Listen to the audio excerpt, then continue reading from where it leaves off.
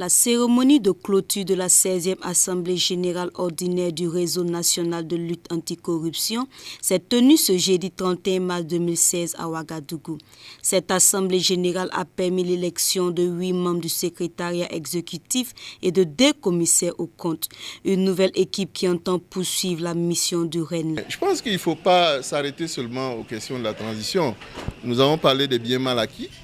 Nous avons parlé effectivement des blanchiments d'argent. Donc il y a un ensemble de questions que nous allons effectivement essayer donc de résoudre.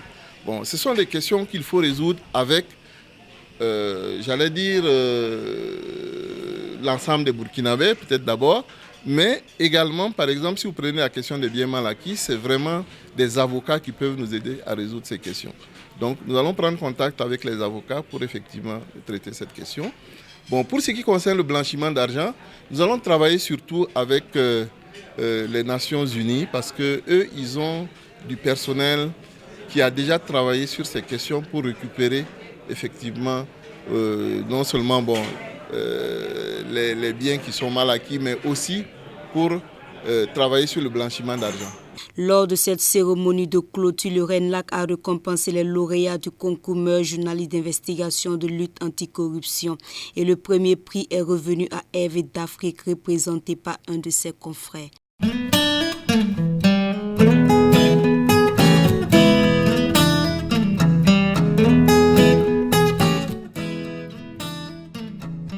C'est la cérémonie de lancement du projet YouReport. L'UNICEF s'est donc engagé avec le Burkina Faso à travers le ministère en charge de la jeunesse dans un partenariat pour la mise en place d'une plateforme d'échange jeunes pour jeunes et avec les jeunes. C'est avec un grand intérêt que le ministre de la Jeunesse a accueilli ce projet qui contribuera à pallier l'insuffisance d'informations et besoins des jeunes et adolescents. Après-midi, pour le lancement officiel d'un projet novateur dénommé YouReport Burkina Faso.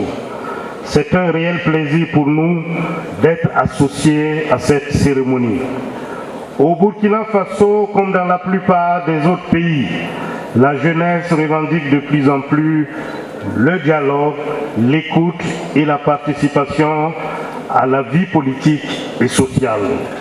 Les récents événements liés aux changements sociopolitiques intervenus dans notre pays illustrent à souhait cette tendance. Cet état de fait nous interpelle sur la nécessité d'explorer des solutions novatrices qui permettront aux adolescents et aux jeunes de prendre part aux décisions les concernant et d'être des acteurs de changement et de développement de leur pays. Distingués invités, mesdames, messieurs, il est donc nécessaire, voire impératif pour nous, en tant que garants du bien-être des adolescents et des jeunes, de prendre en compte les préoccupations légitimes de cette couche sociale dans nos différents projets et programmes de développement. Pour ce faire, nous devons combler le déficit d'information et de communication sur les besoins et aspirations des adolescents et des jeunes afin de répondre de manière idoine aux enjeux liés à la problématique de la jeunesse. C'est pourquoi je salue à sa juste valeur le projet YouReport qui contribuera à pallier cette insuffisance. Chers adolescents et jeunes, mesdames, messieurs, le projet dont nous procédons au lancement officiel est une plateforme d'échange, jeunes pour jeunes et avec les jeunes, initiée par l'UNICEF Burkina Faso en partenariat avec le ministère de la Jeunesse, de la Formation et de l'Insertion professionnelle. Le représentant de l'UNICEF au Burkina Faso, M. Marc Rubin, le projet YouReport est dans une dizaine d'autres pays. Pour l'UNICEF, il faut que la jeunesse puisse avoir une voix dans les différents thèmes du développement. De lancer le projet YouReport, en fait, c'est une plateforme d'échange pour les jeunes. Vous savez que dans ce pays, la moitié de la population a moins de 17 ans. Donc avec le ministre de la Jeunesse, nous venons de lancer cette plateforme qui a été établie dans d'autres pays du monde, d'environ une dizaine d'autres pays d'Afrique. Et ça va permettre en temps réel à des dizaines de milliers de jeunes, qu'on appelle des YouReporters, qui vont eux-mêmes donner leur avis sur différentes thématiques, que ce soit les services de base, sur la culture, sur la technologie. Ils vont pouvoir en temps réel discuter et nous donner leur opinion. Car ce qui est important actuellement, c'est que cette jeunesse puisse avoir une voix dans les différents thèmes du développement. Donc aujourd'hui, avec Monsieur le Ministre, nous venons de lancer ce projet et maintenant ça va commencer dans les semaines qui viennent. Le projet YouReport est véritablement un outil qui contribuera à renforcer la participation des jeunes et des communautés dans le dialogue social et politique au Burkina Faso. YouReport symbolise la voix des enfants et des jeunes avec un accent particulier sur les plus défavorisés. YouReport va contribuer à une bonne planification, au suivi et à l'évaluation des actions au profit des enfants et des jeunes. En outre, YouReport permettra d'accroître l'engagement des communautés, de réduire les coûts de certaines interventions et d'obtenir de meilleurs résultats au profit des enfants et des jeunes.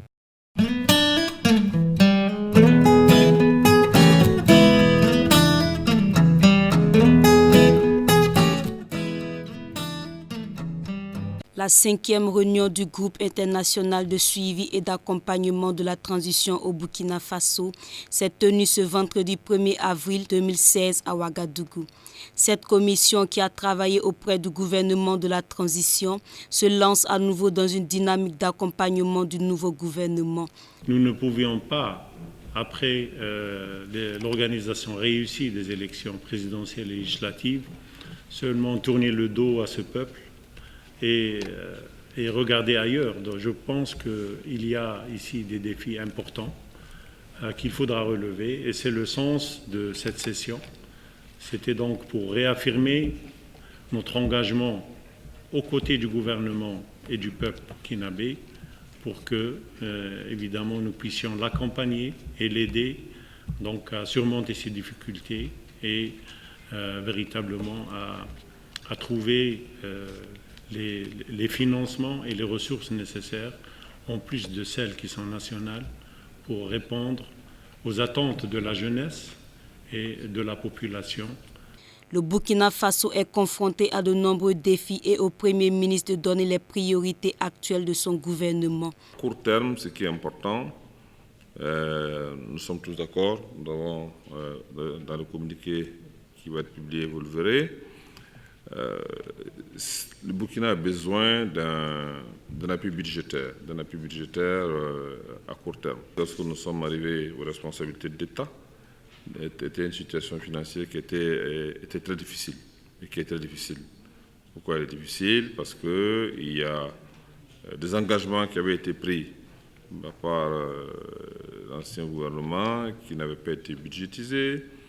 La situation financière était difficile également parce que nous avons connu une crise sécuritaire qui est liée donc aux attentats qui ont ensanglanté notre pays en janvier et d'autres attentats qui se sont déroulés dans le pays et à des tentatives de déstabilisation qui font que le gouvernement est obligé de prendre des mesures pour assurer donc la sécurité nationale.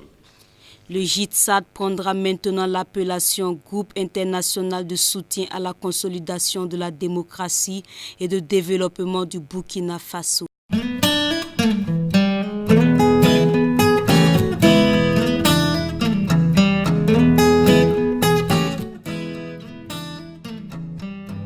Depuis sa prise de fonction, c'est la première fois que le ministre de la Santé, Ismaïla Ouedraogo, accueille dans ses locaux les hommes des médias. À l'ordre du jour, l'adoption en Conseil des ministres à sa séance du 16 mars 2016 de la mise en œuvre des mesures prises en vue du renforcement de l'assise communautaire du système de santé et la facilitation à l'accès financier des soins au profit des enfants de moins de 5 ans et de la femme. Ces mesures visent à combattre certaines pathologies dont les maladies responsables de 80% des décès chez la femme enceinte et chez l'enfant de moins de 5 ans. Ces maladies sont essentiellement pour l'enfant de moins de 5 ans, les maladies et les prestations en rapport avec la prise en charge intégrée des maladies de l'enfance, qui visent principalement des pathologies, des maladies comme le paludisme, les diarrhées, les infections respiratoires aiguës, la malnutrition aiguë et les infections néonatales. Il s'agit également des crises aiguës, des maladies chroniques telles que par exemple l'asthme, quand un enfant fait sa crise d'asthme, ou des crises drépanocytaires qui sont souvent assez graves et alarmantes. Et quand ils arriveront au niveau des centres de santé dans lesquels les mesures vont être mises en œuvre, la prise en charge sera intégralement gratuite. Concernant la femme enceinte, il s'agit essentiellement des soins préventifs pendant la grossesse et les soins curatifs. Les soins préventifs, c'est ce que vous savez, qui malheureusement n'est pas toujours d'actualité dans nos formations sanitaires. Et ce que nous voulons relever comme défi, c'est de faire en sorte que ces promesses qui étaient faites depuis les années 2006 puissent être une réalité. Il s'agit essentiellement de faire en sorte que pendant la grossesse, les risques d'anémie, les risques de paludisme donc, soient diminués à travers une supplémentation des femmes en fer acide folique et un traitement préventif contre le paludisme à travers la sulfadoxine pyrimétamine que les femmes appellent communément le Fansidar. Il s'agit également des maladies, les prestations en faveur de la femme enceinte ou la femme qui est accouchée pendant l'accouchement ou 42 jours après l'accouchement. Il s'agit des accouchements simples compliqués. Il s'agit des soins obstétricaux néonatales d'urgence. Il s'agit également des soins curatifs essentiels disponibles bien sûr dans nos centres de santé pour les cas de maladie qui surviendraient chez une femme enceinte depuis son accouchement jusqu'à 42 jours. Il s'agit également des césariennes. Il s'agit également des chirurgies dans le cadre des grossesses extra-utérines qui ne sont pas rares dans notre contexte. Il y a également des chirurgies dans les cas de ruptures utérines qui sont souvent cause de mortalité par anémie et par perte sanguine. Il s'agit également des fistules obstétricales. Et en plus de ces mesures, le gouvernement a pris l'engagement de faire le dépistage des lésions cancéreuses. À ceci s'ajoute le recrutement de 16 000 agents de santé à base communautaire pour contribuer à la résolution des problèmes de santé des populations. L'incident survenu dans la nuit du 15 au 16 mars 2016 dans la maternité du centre hospitalier Université Yalgado Ouedraogo, engendrant la mort de Zourata Nana et son bébé, a été évoqué. On va dire maintenant plusieurs semaines, l'inspection générale des services de santé, une équipe de l'inspection générale des services de santé est à pied d'œuvre pour boucler cette enquête. C'est un sujet assez douloureux, révoltant pour tous les Burkinabés d'apprendre que quelqu'un, en voulant donner la vie, en meurt par probablement faute de matériel ou faute de personnes, et ainsi de suite.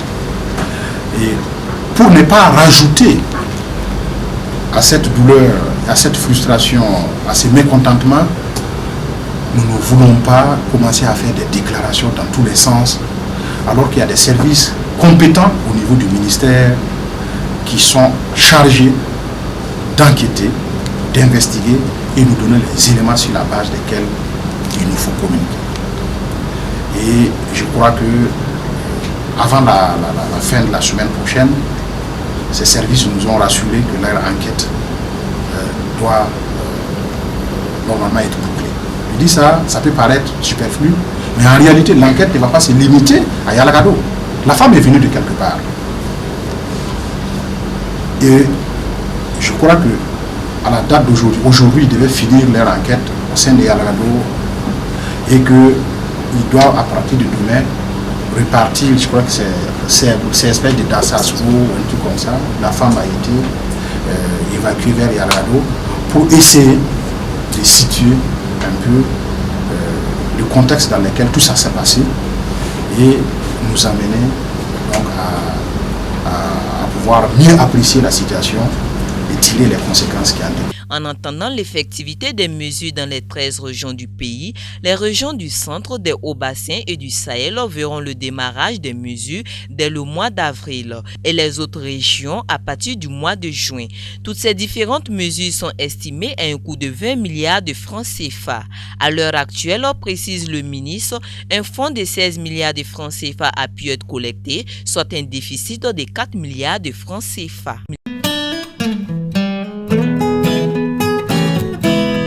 L'ouverture de cet atelier de formation des formateurs des délégués de bureau de vote des partis politiques aux élections municipales du 22 mai 2016 s'est tenue dans l'enceinte des Archives nationales. Le présidium était tripartite, composé de Madame la directrice de l'NDI, le représentant de l'ambassade de Danemark et le vice-président de la CENI. Pour l'NDI, cet atelier de formation des formateurs des délégués des partis et candidats dans les bureaux de vote s'inscrit dans le cadre des stratégies d'observation et de suivi du scrutin que chaque parti ou coalition, chaque candidat met en œuvre pour défendre ses propres intérêts.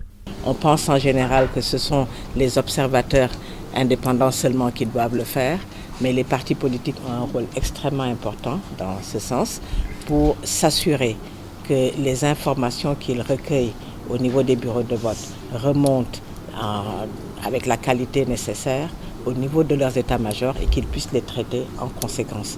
Donc c'est l'aspect transparence des élections, suivi des élections, mais du point de vue des partis politiques.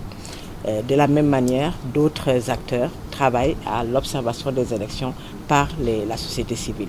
Voilà donc l'objet de ces formations qui vont regrouper environ 240 formateurs qui vont en principe devoir démultiplier au sein de leur localité et pour leur parti, au compte de leur parti politique. C'est une formation pratique, une formation de formateurs, c'est-à-dire qu'ils auront les capacités à démultiplier, à rendre compte, à donner également à leurs délégués directement tous les outils nécessaires, ce qu'il faut observer, ce qu'il faut remonter, comment il faut le faire sur la base du code électoral et sur la base des dispositions légales qui sont en vigueur au Burkina Faso. Le représentant de l'ambassade de Danemark se réjouit d'avoir pu accompagner le processus démocratique du Burkina aux côtés de ses homologues partenaires techniques et financiers, entre autres l'USAID. En effet, avec l'USAID, NDI a réalisé une multitude d'activités avec les partis politiques et la société civile pour renforcer leur participation de façon efficace à des élections transparentes et inclusives. Cet appui de l'ambassade de Danemark à travers le NDI a soutenu le cycle électoral allant des élections présidentielles et législatives aux élections municipales qui vont se tenir le 22 mai prochain. Le vice-président de la CENI, grâce à l'NDI et l'ambassade royale de Danemark, cet atelier de formation vient regorger les soucis de la CENI qui est d'organiser et assurer des élections libres et transparentes. Au niveau des bureaux de vote, nous avons certes les observateurs nationaux et internationaux, mais nous avons également les délégués des partis au niveau des bureaux de vote. Et dans ce souci, que le NDI, accompagné par l'ambassade du Danemark, a bien voulu initier cette formation qui va renforcer la capacité de ces observateurs-là afin qu'ils aient un comportement citoyen dans les bureaux de vote. Cet atelier a réuni 240 formateurs provenant de différentes provinces et une douzaine de partis politiques et la formation sera répartie en 4 sessions.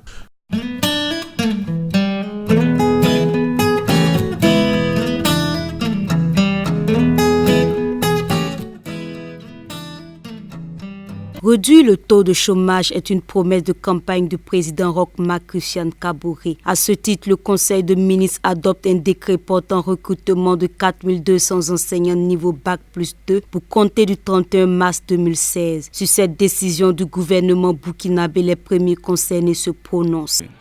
C'est une très bonne initiative, mais ce que les gens pensent, c'est qu'on parle de renouvellement d'un an ou je ne sais pas. Si on pouvait bien revoir cette chose et faire que ça soit définitif. Bon, selon moi, c'est une bonne chose parce que déjà, on a le problème de place à l'université. Et depuis, bon, on sait aussi qu'il y a des gens qui déposent pour les concours et tout ça. Donc, déjà, c'est une bonne chose. Ça va permettre de diminuer les effectifs aussi et puis de créer des emplois aussi pour les étudiants. Et puisqu'on sait que bon, c'est pas tout le monde aussi qui peut s'en sortir à l'université, tout ça. Ça permet de régler certains problèmes, quoi. Si certains étudiants trouvent louable cette initiative, d'autres ne sont pas du même avis. Ce n'est pas pour arranger les étudiants. Puisqu'on parle de contrat, après le contrat, tu peux aller au chômage. Et pourtant, l'objectif d'un étudiant, ce n'est pas de chômer. On dit 4 ans, après le 4 ans renouvelable une fois. Bon, selon moi, ça ne va pas. Si on pouvait faire de telle sorte, lorsque tu rentres, c'est fini. Tu as l'accès à la fonction publique. Le contrat, c'est ça qui nous aide. Si c'était en tout cas un bon recrutement éternel, en tout cas, vous pouvez accepter facilement. Les étudiants sont-ils prêts à déposer leur dossier? Écoutons les avis. Bon, moi j'étais prêt, mais après les analyses, je trouve que je ne suis plus prêt. Si j'ai l'occasion de déposer mes dossiers, je n'hésiterai pas parce que vous n'êtes pas sans savoir que tout le monde est tapé par le chômage. La réception des dossiers est prévue pour ce jeudi 31 mars et ce jusqu'au 29 avril 2016.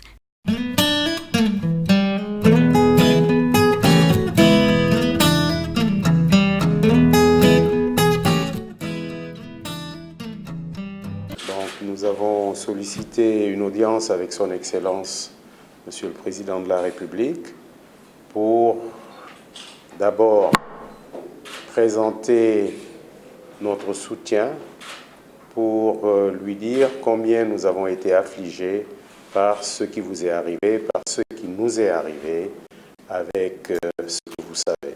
Nous avons également parlé bien sûr de la bourse, puisque c'est ce dont nous nous occupons. La bourse, grâce à Dieu, se porte très bien. Vous savez que la BRVM a eu la plus grande progression en Afrique cette année, plus de 17%. C'est l'une des plus grandes progressions, j'allais dire, dans le monde. Ça veut dire que l'institution se porte très bien, mais nous avions besoin des conseils du président pour les grands chantiers que nous souhaitons lever, sur lesquels nous souhaitons nous concentrer. Le premier, c'est comment organiser les petites et moyennes entreprises. Le deuxième chantier, qui est, j'allais dire, aussi important, c'est de voir comment nous allons faire pour mobiliser l'épargne de la diaspora. Et vous le savez, vous avez une diaspora qui est très dynamique et il est bon que nous essayions de voir comment fédérer ces énergies-là, fédérer tout cet arsenal de contributions financières qu'elle fait autrement, comment organiser cette manne-là pour qu'il puisse, j'allais dire, avec beaucoup plus de méthodes, entrer dans le développement de nos pays. Donc pour nous, il est important que nous puissions voir comment émettre des obligations pour la diaspora, pour leur permettre de participer avec beaucoup plus de vigueur, peut-être plus de méthode, au développement de nos économies.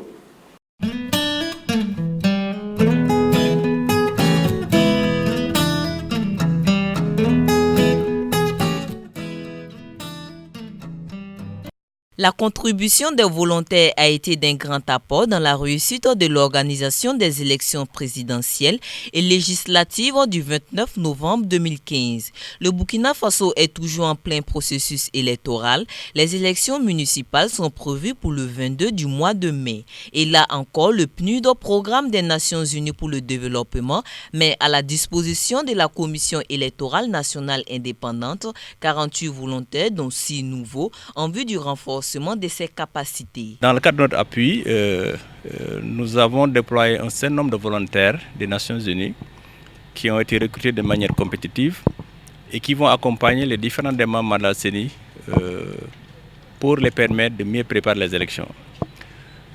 Vous savez, le niveau de capacité au niveau de ces membres, ils sont relativement diminués, ils ont besoin d'un certain nombre de capacités et les volontaires que nous avons déployés vont aller accompagner ces membres-là de maintenant jusqu'à la période des élections pour les permettre de bien conduire leur mission. C'est en fait, si je peux me permettre de rappeler cela, une activité que nous avions menée, comme j'ai dit tantôt, aux élections législatives et présidentielles de novembre 2015 et qui avait aussi été appréciée aussi bien par la CENI, les démembrements de la CENI, les partenaires qui nous appuient et aussi l'ensemble des acteurs qui suivaient le processus électoral. Le rôle a été déterminant. Par conséquent, nous avons estimé nécessaire de remettre cela parce qu'on ne change pas une équipe qui gagne. Vous savez que les élections municipales ont ceci de particulier que ce sont des élections de proximité. Et les élections de proximité sont plus compliquées que les élections nationales parce que c'est fortement déconcentré, décentralisé. Je dis même décentralisé parce qu'il y a des décisions importantes qui se prennent au niveau communal. Par exemple, la validation des candidatures, ça va se passer au niveau communal. Donc c'est une élection qui demande à la CENI de faire très attention aux actes qui sont posés au niveau de ces démembrements afin que tout cela concourt à un bon déroulement des élections. Donc ce matin avec les venus, nous avons été vraiment satisfaits de ce qu'ils ont fait pour les élections couplées présidentielles et législatives. Et donc nous pensons que leur apport va être très important étant donné qu'ils seront par province et de façon permanente pendant tout le temps qui nous reste. Je crois qu'ils vont pouvoir apporter à nos démembrements l'appui nécessaire qui sera bien sûr basé sur les indications que nous-mêmes nous allons leur donner.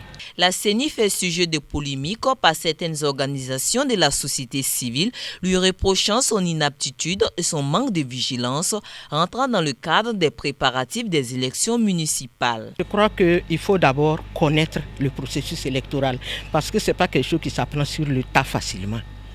Moi, je crois que si on doit nous reprocher quelque chose, ça doit être par rapport à la réglementation, le cadre légal. S'il y a la moindre chose à reprocher à la CENI qui se base sur le cadre légal, nous, on prend ça en considération et nous prenons ces critiques pour améliorer ce que nous faisons. Mais toute critique qui n'est pas fondée sur le cadre légal, parce que les élections, c'est très sensible. Ça touche directement les individus, de telle sorte qu'on peut avoir des réactions d'humeur. Mais nous, en tant qu'organisateurs, nous comprenons cela, nous acceptons cela et nous restons dans le respect du cadre légal. Je pense que c'est notre protection comme ça et c'est là qui nous permet de relever la tête chaque fois. Les 48 volontaires seront répartis dans l'ensemble du territoire national, un dans chaque province et les 3 autres dans les 2 grandes villes du pays que sont Ouagadougou et Bobo-Dioulasso.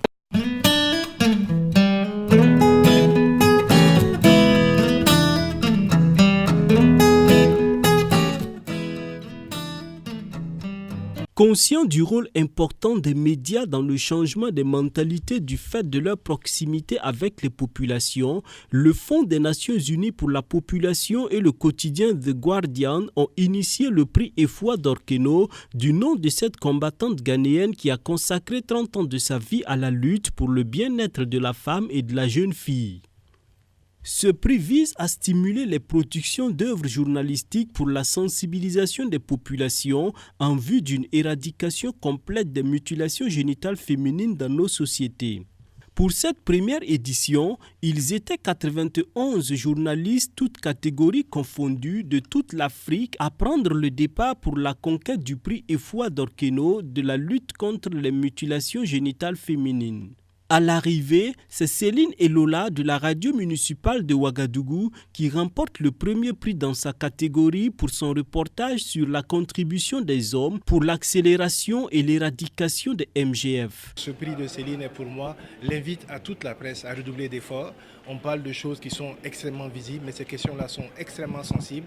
Et il faut que de la même façon que nous avons parlé de démocratie pendant des années, il faut que nous parlions de la fin de ces mutilations-là avec beaucoup de force, avec beaucoup de perspicacité, avec beaucoup de reportages comme celui réalisé par Céline pour toucher les populations et faire bouger et faire évoluer les mentalités. Toucher les populations et faire bouger les mentalités, c'est tout l'engagement de Céline et avec elle, l'UNFPA qui s'engage de l'accompagner. Les mutilations génitales féminines sont portées par les femmes.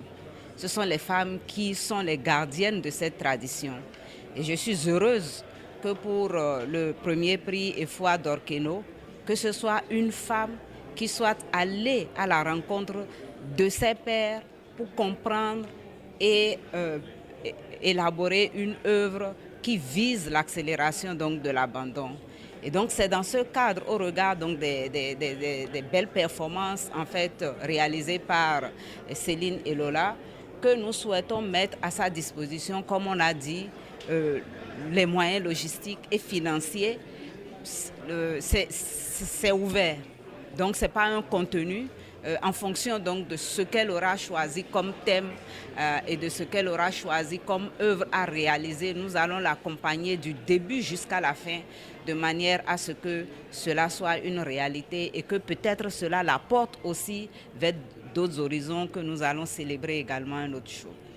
Au-delà de la joie du travail bien fait et reconnu à l'échelle internationale, c'est une lauréate qui entend parler davantage dans les oreilles des populations des villes et campagnes pour qu'enfin cesse cette pratique criminelle sur l'autre moitié du ciel. Il me tenait à cœur de voir cesser la pratique de l'excision dans mon pays. C'est une pratique qui perdure et quand on cesse de parler d'une pratique néfaste, elle ressurgit et il ne faut pas pour moi cesser d'en parler. C'est pourquoi j'ai choisi de traiter ce thème et plus de mettre l'accent plus spécifiquement sur le rôle des hommes dans cette lutte-là. C'est vrai que c'est une cause, c'est un problème plus féminin, mais il y a des hommes qui se battent également aux côtés de ces femmes-là pour que la pratique-là puisse cesser dans notre pays.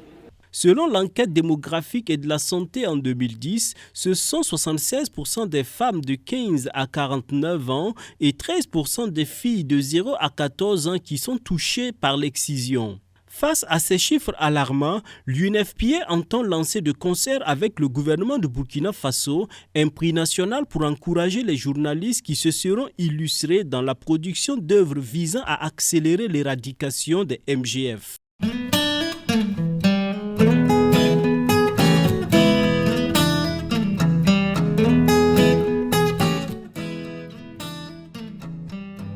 Ce siècle présent est rempli d'embûches, de difficultés, de toutes sortes de preuves.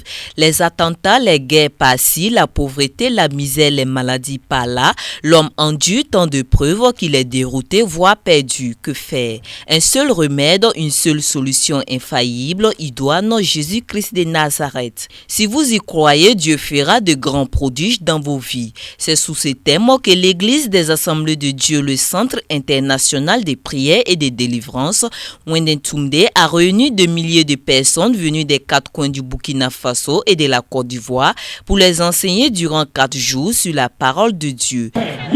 Pour de nambar kusko pas conférence kanga ya ton pipi conférence ton sont organisé na man Burkina Faso la tourner tek fa da bam yam te conférence pour ya wena panga wa ko sugo siyere yam santé yam nan de wona mi solma bam yam te ba na muso pa ma mangre ne buso ko so suguri ne pa ma chison pidbu la siyir fa ne ba pa ma panga Christo na pour la ne ba ken wona tongor pour donc la mention côte wena ya ti conférence wala tuumte wala sambe gondo tataba ba champa assemblée de te wondo tataba fema pour ne se songo pine ba so intégré tibale akitram tinekre wa Burkina Faso atontenga pour Jésus-Christ est venu parmi les hommes pour propager l'amour de Dieu et faire des grands prodiges.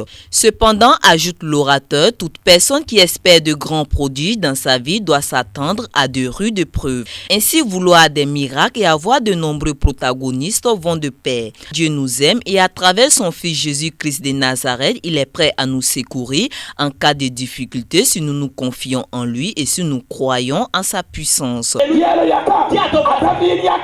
David a choisi une pierre d'entre les 5. Il y a Jésus-Christ. C'est Jésus-Christ. Il est seulement le prodige. Il est seulement celui-même qui opère des prodiges. Que David a choisi et mettre dans sa fronde. Alléluia. Alléluia. Alléluia. Alléluia. David a mis les prodiges. David a mis les prodiges. Et David a commencé par la puissance du Saint-Esprit à prier. Et il faisait tourner sa fronde. Écoutez très bien. Il y a un enseignement divin ici. Quand la fronde tournait, cela veut dire partout il y a le monde. Partout se trouve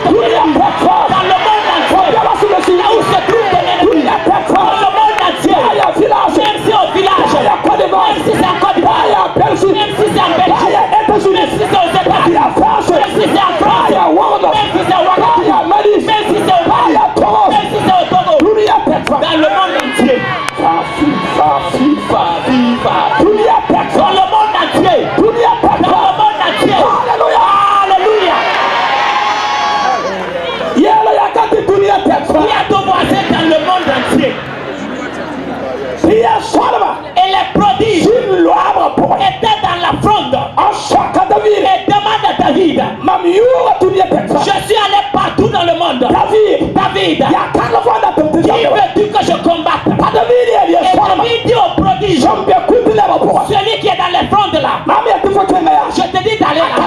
Il n'est pas loin de Goliath, c'est Goliath.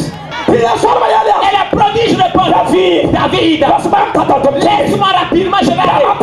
Libère-moi, je vais aller. Laisse-moi aller. Laisse-moi aller. Et David l'a retenu. Il l'a retenu. Et il priait. Et le prodige, David, libère-moi pour que je parte. Et David a libéré la pierre. Et la pierre se sortit. Et allait taper le front de Goliath. Il est tombé tout. Alléluia. Aujourd'hui même, je m'appuie sur la parole de Dieu.